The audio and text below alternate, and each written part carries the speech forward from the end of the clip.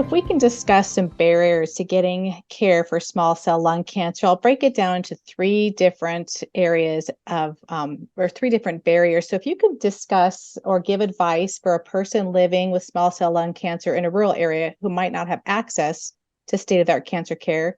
Second area, if you have any advice or specific considerations or recommendations for small cell lung cancer, people dealing with small cell lung cancer from underrepresented communities. And then third, if you need me to remind you of these, I sure will. Third, kind of the elephant in the room, if you can address uh, one of the barriers being the stigma that's associated with not only small cell lung cancer, but with any lung cancer. Maybe address that as a barrier and how to, any advice you have for a person dealing with that. We'd appreciate that. Yeah, so there are a lot of barriers. So let's talk about the first one. If you're living in a rural area and having access to state-of-the-art cancer care, I think the one thing that I'll say here is that um, small cell lung cancer responds very well and very quickly to frontline treatment, which is chemotherapy and immunotherapy. And these are approved no matter where you live. This is not a clinical trial. You don't have to go to a fancy hospital to get this. As a matter of fact, the two chemotherapy drugs we've been using for 20 years. So you can get them anywhere. So now the point is about driving. So this is something you have to come back 3 days in a row for. So is there a place where you can stay close by? So at my institution, we have a charitable organization who turned an old hotel that's about 30 minutes outside the city into a place for our patients to stay overnight for free. Um, so that is kept up by charitable donations. And so if patients live several hours away and they need a 3 day in a row treatment, a lot of times they will stay at that location. So is there something like that that's available if you're driving from very far away? Um, but I think the other thing that also concerns me is, your blood counts can drop and you can get sick from this chemotherapy. Most patients do pretty well, but if you're getting sick, like how far are you from the closest hospital? Like if you have a fever and your white blood cells are probably low, you need to go to the emergency room. So I think those are things to sort of start preparing for ahead of time and thinking, okay, do I maybe need to stay with family members who may be closer to a hospital? Just again, depending on how far away you are. Where I live, it snows in the winter. So that's always something that, especially the people in the more mountainous regions are like, what if we get like a foot or 2 feet of snow overnight and I can't get out in the morning? How's that going to affect me? So really thinking about those kinds of things. And are there, again, like charitable organizations or money or grant support to help pay for rides or gas money even? Sometimes the American Cancer Society can help with things like that. Are there specific considerations or recommendations for small cell lung cancer for patients who are in underrepresented communities? So, yeah, I mean, again, talking about getting back and forth to treatment, it can be really difficult, especially with small cell lung cancer. If you're on radiation, radiation's daily, and chemotherapy is 3 days in a row, like I've said. So it's a lot of back and forth. Do you have to pay for parking? Do you have the rides? Again, this is where we'll a lot of times work with our social workers in both radiation oncology or medical oncology to help with transportation. And there are transportation options, especially within many insurance plans. So that's something to look into.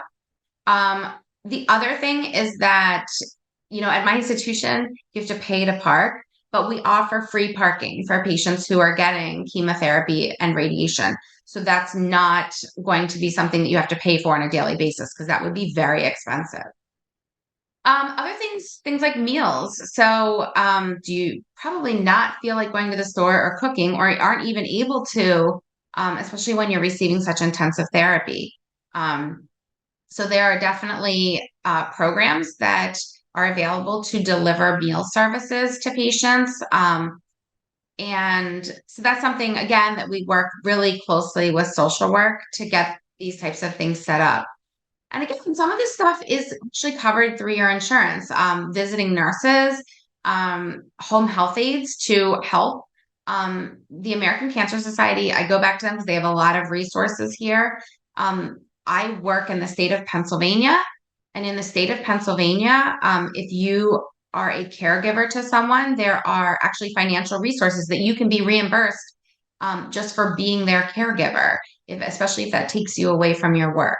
So there's a lot of things that working with the social worker who understands the laws and the grants that are in your local communities can be really helpful. So probably, I was going to say my activation tip for this really is to work very closely with the social worker in your practice who is very familiar with all of these different resources that are available. But then I forgot to address the last one, which is the stigma. And I do want to address this. You know, this is something I could talk about for a long time. There is certainly a stigma associated with lung cancer and for patients who have smoked. And one thing I'll say up front is when providers, like doctors or nurses, ask you if you've ever smoked, that is in by no means being something accusatory. It actually helps us understand the trajectory of your disease better. For example, if you were diagnosed with small cell lung cancer and you said, well, I smoked in my 20s and 30s, but now I'm 70, we might question the diagnosis a little bit. And we may do some further testing to make sure this is the right thing. Another thing that we know about both non-small and small cell lung cancer is that patients who have smoked actually often respond better to immunotherapy. So that can help us understand just how your disease may act, and what treatments may even work better. So when we ask you if you smoked, just be honest because that can change the way we think about your disease. But by no means is that something accusatory.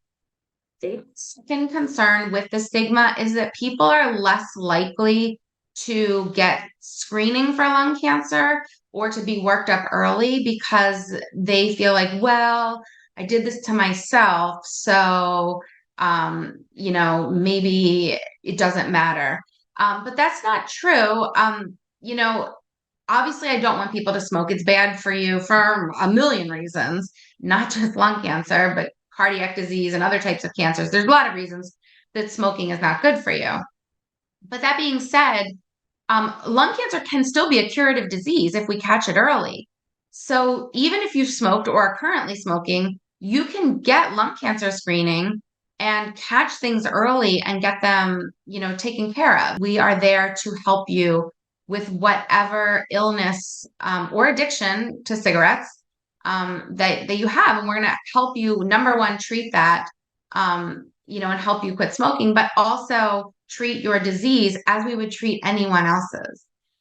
So getting that screening for lung cancer or that early workup as soon as you develop symptoms is going to be beneficial